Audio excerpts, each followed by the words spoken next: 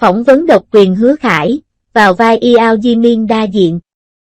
Được sản xuất bởi CCTV, The Rainforest Studio của Huay Phim và TV và Tencent Video. Bộ phim tình cảm đô thị The Story of Joy với sự tham gia của Dương Tử và Hứa Khải hiện đang được phát sóng trên CCTV 8 và Tencent Video. Bộ phim được chuyển thể từ tác phẩm của Isu, tiểu thuyết gốc kể về câu chuyện gia đình và hôn nhân của một cô gái bình thường, Mai Chen-gun. Trong số nhiều bộ phim tình cảm đô thị, sự đổi mới của bộ phim này nằm ở việc tập trung vào thảo luận và phản ánh về gia đình và các mối quan hệ giữa các thế hệ. Ví dụ, nhân vật nam chính Diêu Trí Minh không được miêu tả là một người đàn ông hoàn hảo và quyến rũ. Sau khi diễn giải, nhân vật này trở nên sống động hơn. Mặc dù nam diễn viên Hứa Khải mới vào nghề giải trí được vài năm, nam diễn viên trẻ này đã trưởng thành rất nhiều. Về vai diễn Diêu Trí Minh trong câu chuyện về niềm vui, anh thừa nhận rằng mình bị kịch bản thu hút khi lần đầu tiếp xúc với nó. Bị thu hút bởi sự phức tạp của bộ phim. Những nhãn hiệu như Ê bụng đen và độc địa, vài chủ nghĩa vị kỷ tinh vi rất hấp dẫn đối với Hứa Khải. Sau khi hiểu rõ hơn, Hứa Khải đã hiểu sâu hơn về Diêu Chí Minh. Nếu Diêu Chí Minh phải được gọi là ông chủ thống trị, thì anh ta có thể là ông chủ thống trị xấu hổ nhất. Đầu tiên, anh ta lớn lên trong một môi trường khó khăn, và thứ hai, anh ta không có cha mẹ. Anh ta đã học được rất nhiều từ gia đình và được chính mình dạy dỗ. Do đó, anh ta biết rất rõ rằng chỉ có sức mạnh tuyệt đối mới là giải pháp tốt nhất để sống một cuộc sống ổn định trong một thế giới mà kẻ mạnh săn mồi yếu đuối. Nhân vật nam và nữ chính tạo nên sự tương phản rõ rệt về trải nghiệm trưởng thành và môi trường gia đình. Diêu Trí Minh lớn lên trong một gia đình lạnh lùng thờ ơ, trong khi Mạch Thành Hoan lại được nuôi dưỡng trong một gia đình ấm áp. Sự phát triển mối quan hệ tình cảm của họ đi kèm với việc thảo luận về các vấn đề gia đình. Mẹ Mai Thành Hoan thực sự yêu cô ấy đến mức mất đi quyền tự chủ của một cá nhân. Nhưng Diêu Chí Minh không có gia đình và sống một mình từ khi còn nhỏ. Vì vậy, khi anh bước vào gia đình Mai khi sống trên thế giới này, cảm giác được bao bọc bởi sự ấm áp và quan tâm khiến anh ấy cảm thấy lạ lẫm và không quen thuộc.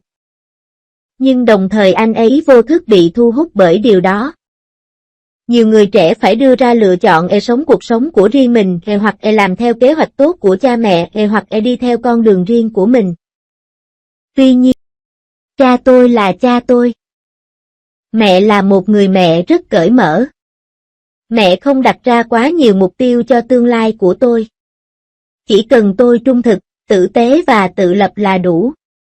Vì vậy, tôi thực sự không gặp vấn đề gì trong việc này.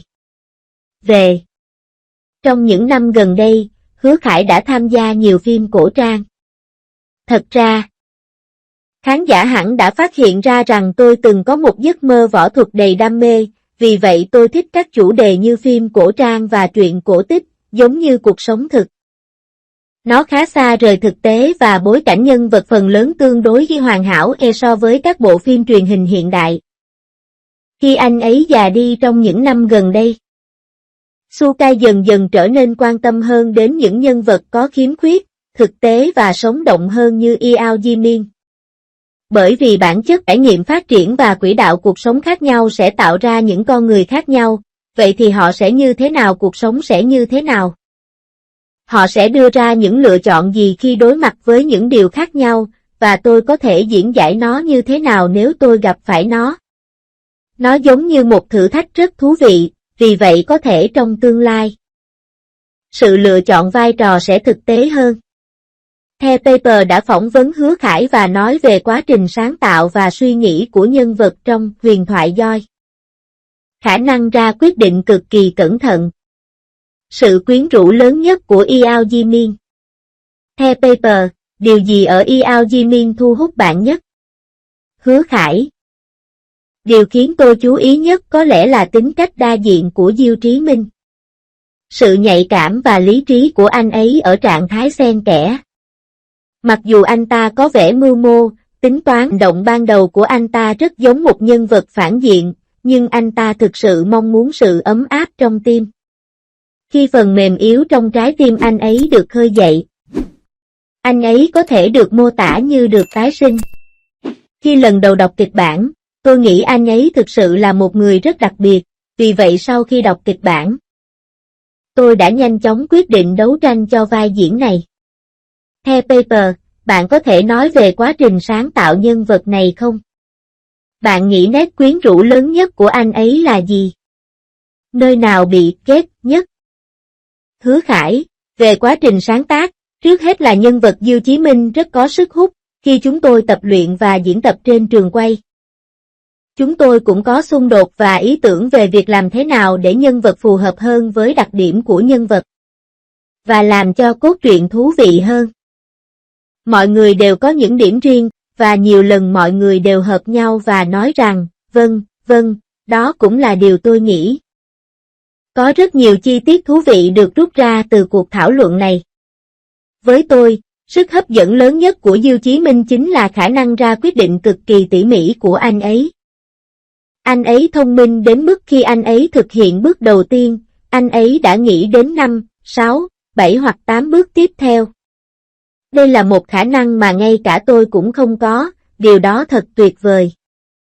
Nếu tôi ghét anh ấy, theo quan điểm cá nhân của tôi, thì không có gì đáng ghét ở anh ấy cả, vì anh ấy có động cơ và điểm khởi đầu cho mọi thứ. Anh ấy không phải là người xấu. Vì vậy anh ấy có giới hạn riêng và những gì anh ấy nên và không nên làm. Mỗi người đều có những cân nhắc riêng. Tất nhiên, tôi thấy một số khán giả nói rằng anh ấy xấu tính hay gì đó. Yeo Ji-min nói trực tiếp. Khi chúng tôi quay phim, tôi đã nói với đạo diễn rằng tôi cảm thấy Yeo Ji-min sẽ nói như thế này và đã điều chỉnh một số sự biểu lộ. Theo Paper, bạn chú ý nhất đến điều gì khi tạo ra một nhân vật? Khi nói đến việc chuẩn bị cho các vai diễn và nhân vật, lấy Diêu Chí Minh làm ví dụ, bạn có thói quen nhỏ nào của riêng mình không? Ví dụ, làm sao để luyện tập các câu thoại? Làm thế nào để nhập vai? Sukai, điều tôi quan tâm nhất có lẽ là động cơ và cách thể hiện của từng hành động của nhân vật. Ví dụ, Yeo Ji-min ban đầu là một người nghiện công việc với rất ít cuộc sống, nhưng hôm nay anh ấy đang tưới hoa trong vườn. Vì vậy, anh ấy phải làm như vậy vì sự căng thẳng trong lòng.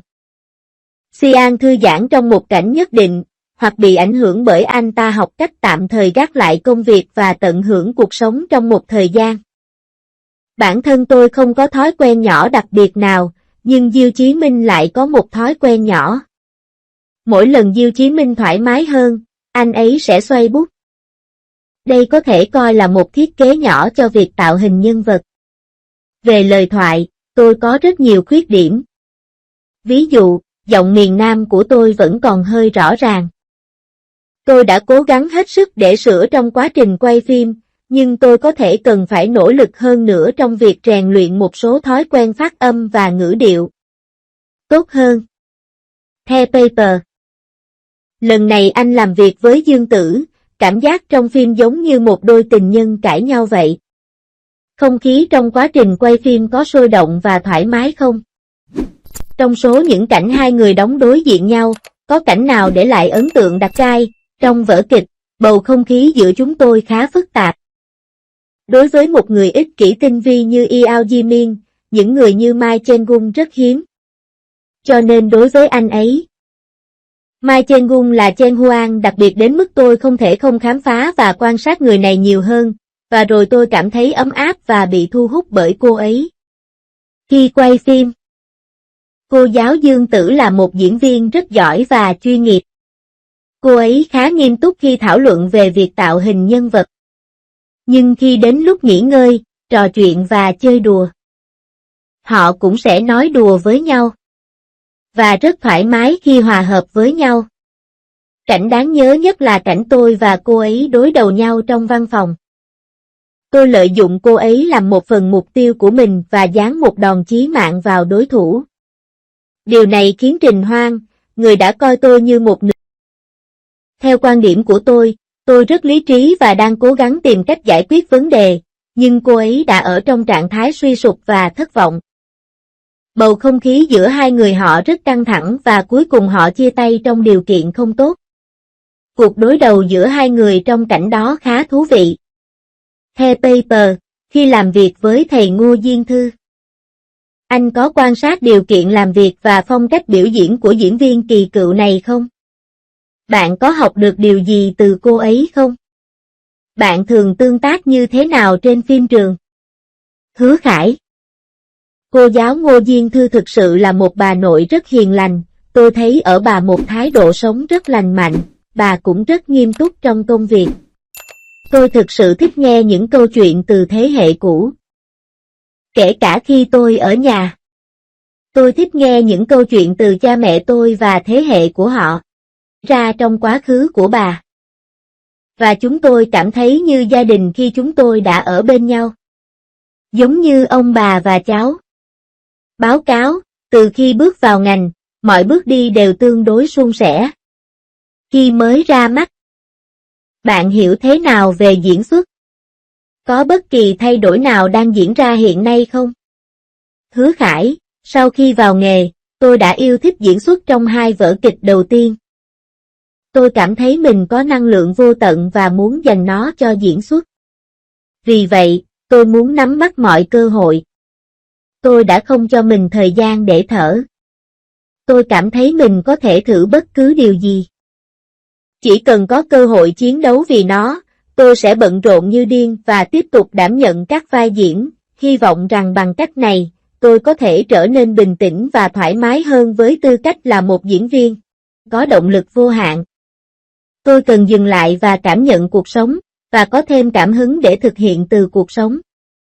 Bây giờ tâm lý của tôi ổn định hơn và tôi ít nóng vội hơn. Hứa Khải, anh có muốn nói sự thật không? Trên thực tế, diễn viên mà tôi ngưỡng mộ nhất là anh Hoàng Bột. Tôi nghĩ anh ấy có rất nhiều sức hút cá nhân.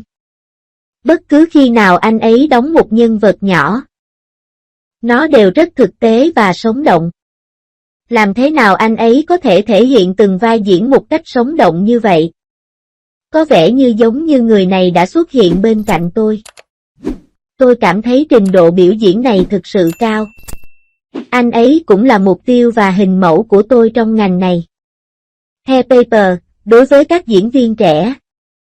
Liệu tiếng nói của công chúng có ảnh hưởng đến khả năng hiểu bản thân và diễn xuất của họ không? Mình giữa nhiều ý kiến khác nhau. Hứa Khải.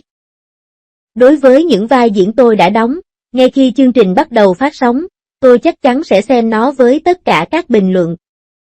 Bởi vì tôi thực sự muốn thấy cảm xúc và phản hồi của mọi người về vai diễn của tôi. Trong quá trình này, tất nhiên, tôi sẽ thấy đủ loại bình luận. Tôi cũng sẽ tự nhìn lại mình khi thấy những nội dung này, những gì tôi đã làm đúng, những gì tôi đã làm chưa đủ tốt, câu nào tôi cần tiếp thu, và câu nào tôi cần đọc. Xong rồi.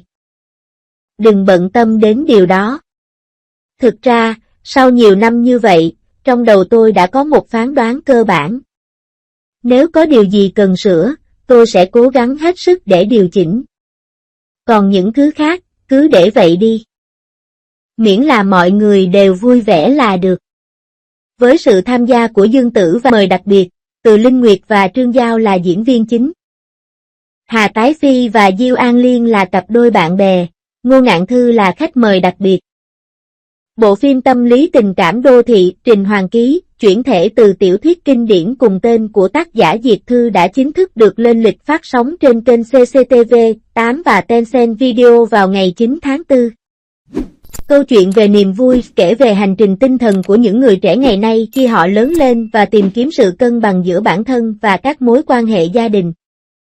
Câu chuyện tập trung vào việc định hình lại và tích hợp các mối quan hệ cha mẹ con cái đương đại mới, cho thấy sự khác biệt trong các khái niệm liên thế hệ đồng thời truyền tải sự ấm áp của gia đình. Mai Thành Hoàng, Dương Tử thủ vai, một cô gái xuất thân từ gia đình bình thường ở Thượng Hải, là một cô gái bình thường như bạn và tôi.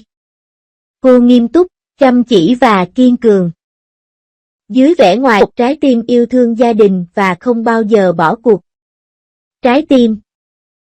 Cô ấy đã phải đấu tranh để tìm được sự cân bằng giữa chăm sóc cha mẹ và chăm sóc bản thân, và thông qua quá trình điều chỉnh và chữa lành lẫn nhau với gia đình.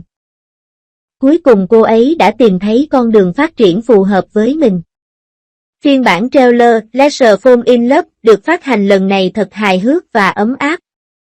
Mai Thành Hoan, do Dương Tử thủ vai. Gặp sếp của mình là Diêu Trí Minh, do Hứa Khải thủ vai. Cuộc gặp gỡ đầu tiên của họ là một tập phim ngượng ngùng trong thang máy. Khi Diêu Trí Minh liên tục gọi Mai Thành Hoan. Hai người có tính cách rất khác nhau lên đến đỉnh điểm. Câu chuyện liên tục được nâng cấp, và cuộc sống thường ngày vui vẻ và thú vị của kẻ thù được dàn dựng lần lượt. Bà nội bình thường của hai người, do trời phái đến. Bà nhiệt tình bảo vệ Mạch Thành Hoan và âm thầm giúp hai người trẻ tuổi hiểu nhau và chữa lành cho nhau. Mẹ của Mạch Thành Hoan là Lưu Uyển Vũ, do Hạ Sa Phi thủ vai, bà lo lắng về hành trình cảm xúc của con gái mình và phong cách can thiệp toàn diện của bà nhân danh tình yêu thường xuyên gây ra xung đột. Về ý tưởng giữa mẹ và con gái. Trình Hoàng ký dựa trên tiểu thuyết cùng tên của nhà văn nổi tiếng Dịch Thư. Vở kịch lấy gia đình làm điểm khởi đầu. Tập trung vào biến đổi và chung sống hòa hợp của mối quan hệ cha mẹ, con cái đương đại. Tinh tế miêu tả những vấn đề phức tạp liên thế hệ trong các gia đình truyền thống và khám phá những vấn đề tình cảm mà giới trẻ ngày nay ít nhiều phải đối mặt, cách giao tiếp tốt giữa mẹ và con gái. Sự khác biệt về giá trị giữa các thành viên trong gia đình, nhu cầu tình cảm thực sự của đều là những khóa học bắt buộc trong cuộc sống mà khán giả và các nhân vật phải cùng nhau đối mặt. Ngoài ra, bộ phim còn lấy cảm xúc và cuộc sống của những người trẻ tuổi trong thời đại mới làm manh mối. Thực sự cho thấy những thách thức phát triển cá nhân và những khái niệm mới mẻ về hôn nhân và tình yêu mà họ phải đối mặt. Nhiều chủ đề thực tế đa dạng có thể cộng hưởng và kích hoạt suy nghĩ của nhiều đối